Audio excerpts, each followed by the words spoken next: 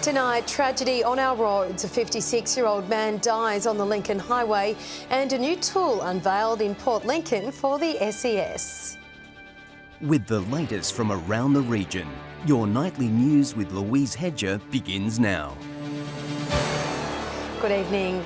Major crash investigators are still working to determine the cause of a fatal crash on the Lincoln Highway on Saturday, where a 56-year-old man died after rolling his vehicle.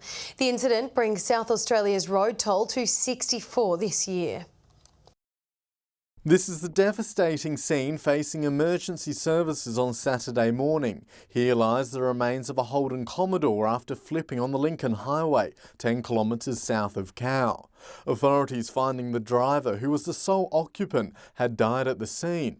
Tragically, the 56-year-old is the third life lost on Eyre Peninsula's roads within 7 months. Major crash investigators still trying to piece together what went so horribly wrong, but investigations are yet to determine a cause for this incident. South Australia's road toll now sits at 64, compared with 39 the same time last year. The RAA says distraction is the leading killer on our roads, with it contributing to around a third of road deaths on SA roads. Distraction takes many forms, and it's important to be aware of them and also understand the impact that it does have on your ability to focus on the task of driving. Authorities pleading with road users to heed the warnings. If you take your eyes off the road even for a few seconds, it greatly increases the chance of a crash. When you're travelling at 110 kilometres an hour, you're covering approximately 30 metres every second. So if your attention is diverted even for a couple of seconds, that's the best part of 60 metres you've travelled effectively, not knowing what's on the road ahead of you. The Transport Department says traffic between Cowell and Arno Bay had increased by nearly 20% over the past 9 years, with over half of that commercial vehicles. We know that often represents road train combinations, so that in itself presents a number of challenges for drivers in terms of interacting with these vehicles and probably critically looking for those safe overtaking opportunities. Nathan Rector, 7 Spencer Golf News. A York Peninsula man will face court after he was stopped for drink driving twice in 1 month. On the 14th of June, the 48-year-old returned a blood alcohol reading of 0.121 and was issued with a 6-month instant loss of licence. Yesterday afternoon, the man was again pulled over, with police alleging he had returned an alcohol reading of 0.102. He's been issued with a further 6-month loss of licence and had his car impounded for 28 days. And another drink driver was stopped by police in Streaky Bay over the weekend. Just after 8 o'clock on Friday evening, patrols stopped the man travelling along the Flinders Highway. The driver allegedly returned a positive blood alcohol reading of 0.143, nearly 3 times the legal limit. The driver was issued with a 6-month instant loss of licence and is due to appear in the Ceduna Magistrates Court at a later date. A Queensland man had to be taken to Broken Hill Hospital on Friday night after allegedly smashing a cafe window on Argent Street. He suffered a severe laceration to his arm, police treating the injury before paramedics arrived. Just before midnight, a 23-year-old Queensland man was ejected from a licensed premises in Oxide Street because he was too intoxicated. Police say before they could issue him with a fine, he fled. The man is alleged to have refused to leave the area of the licensed premises, in which case he'll be receiving an infringement notice for excluded person, failed to quit licensed premises. An hour later, police say they investigated screaming across the road from their station. Found outside a takeaway food premises in Argent Street, the window had been smashed and located the same 23-year-old Queensland man. It's alleged the man had smashed this window, injuring himself in the process, with fire authorities needing to clean the street while the man attended hospital for treatment. No charges have been laid, but the fine the man received for not leaving the premises earlier in the night is over $500. His boss offered to pay the cafe's damage bill. Patrick Reinke, 7 Spencer Golf News. The York Peninsula has hosted its round of the Regional Development Strategy Forum in Kadina. The event an opportunity for community members to discuss their vision for the region's future. The York Peninsula community provided a chance to be included in the regional development discussion. Board members from the South Australian Government Initiative holding an open dialogue session at the Copper Coast Sports and Leisure Centre. So we've had a really good discussion with the panel and about some of the challenges of our area. All categories were on the table, with residents and industry leaders talking ideas to help advance the local economy and the general living conditions of the region into the future.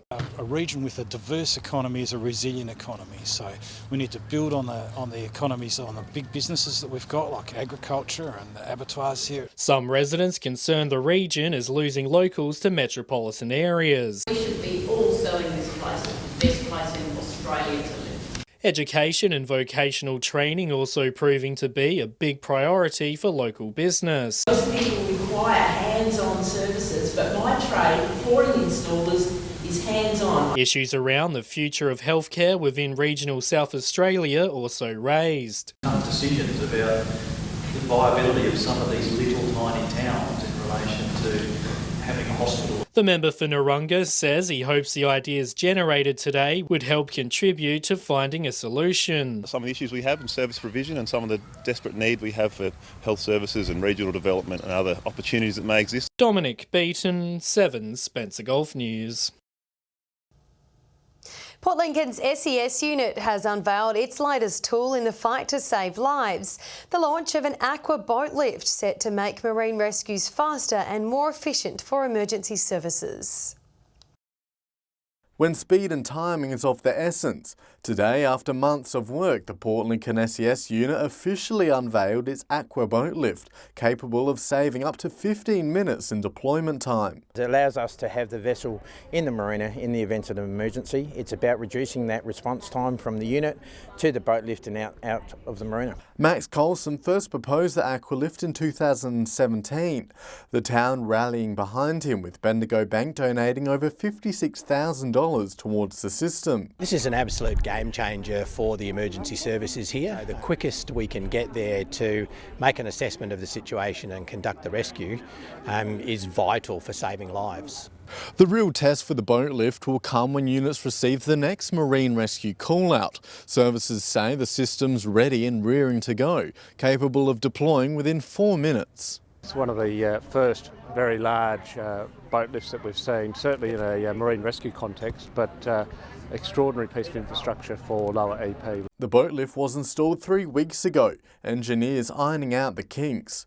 The adaptable system capable of lifting future rescue vessels. The design has been made so if in time we change the rescue vessel over, we'll be able to very easily bring a new vessel into service and make use of the same lifter. Nathan Rector, 7 Spencer Golf News. Still to come tonight, a training lab for Port Pirie medical students and a new fence to keep away unwelcome creatures. Welcome back. Port Pirie Hospital is planning to partner with the town's Uni Hub to open a 4-bed simulation lab. The proposed new facility will help support undergraduates to gain practical experience locally. Bringing medical experience to students at Port Pirie's Uni Hub, with a plan to build a 4-bed ward on the 2nd floor of the local hospital for students to learn in a simulated environment. We're hoping to set up a clinical simulation lab that will allow students who study externally through the Uni Hub to be able to stay locally and have their residential school placement. One of the major components of the Uni Hub is that we've said people can train locally, live locally, study locally, spend locally. Mr Vanstone saying access to the town's hospital will drastically improve the practical development of one of the Uni Hub's most popular courses. What we're getting major interest in is nursing.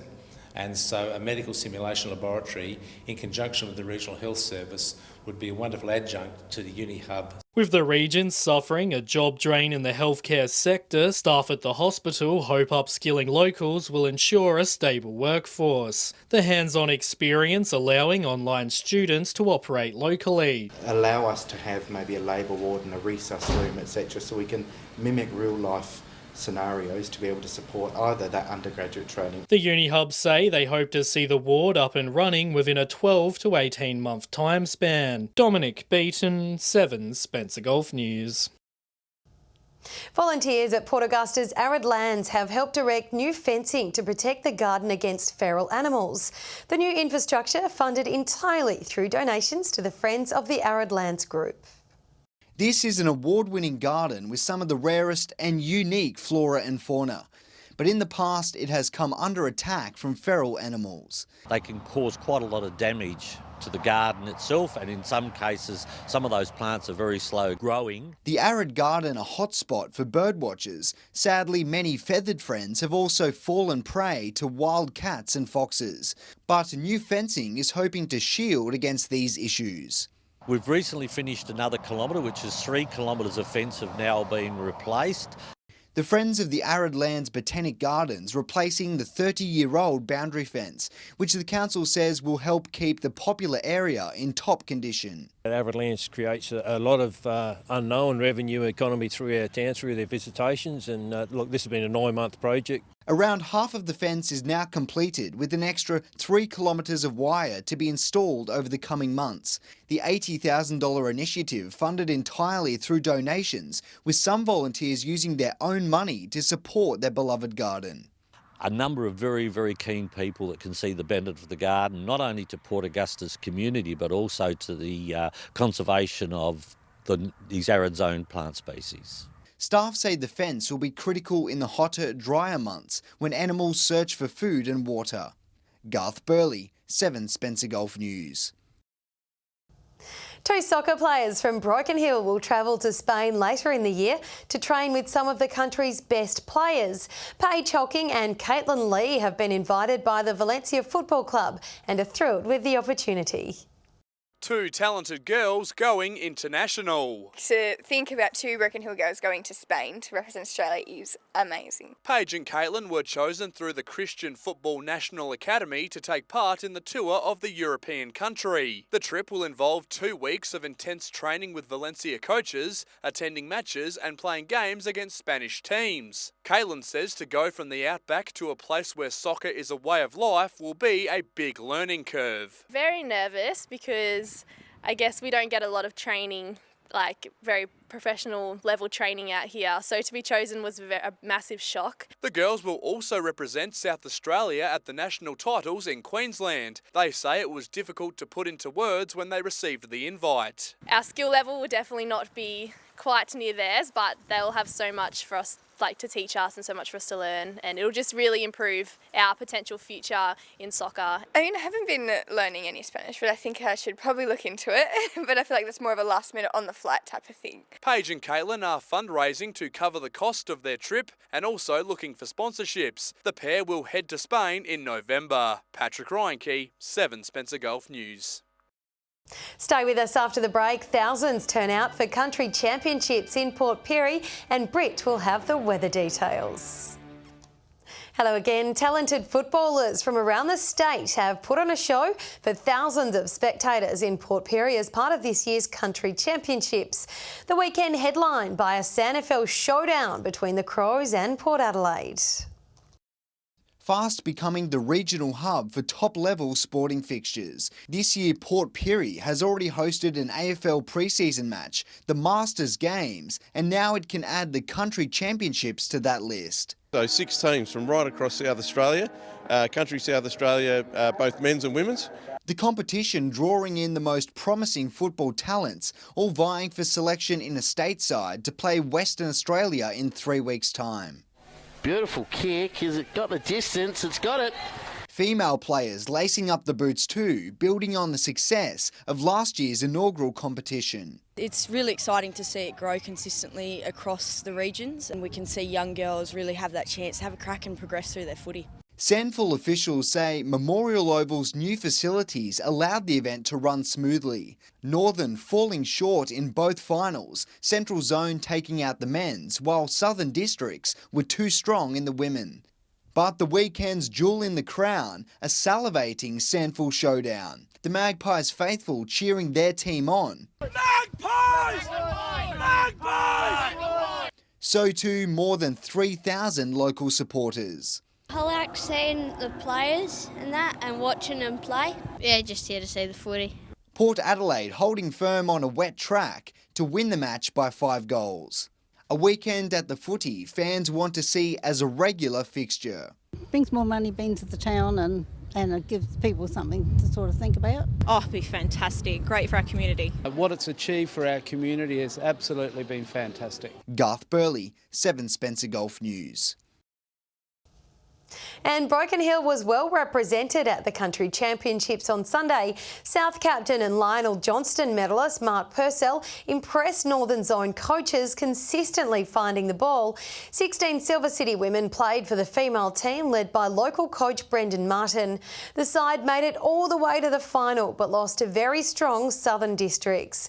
4 Broken Hill girls were named in the team of the carnival.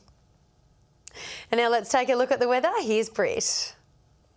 Thanks, Louise. Well, after a chilly weekend, it's been a mostly fine day across the region with light showers at Port Lincoln and Adelaide. Port Augusta, Whyalla and Port Pirie all reached tops of 15 today. Port Lincoln, Broken Hill and Adelaide all 14.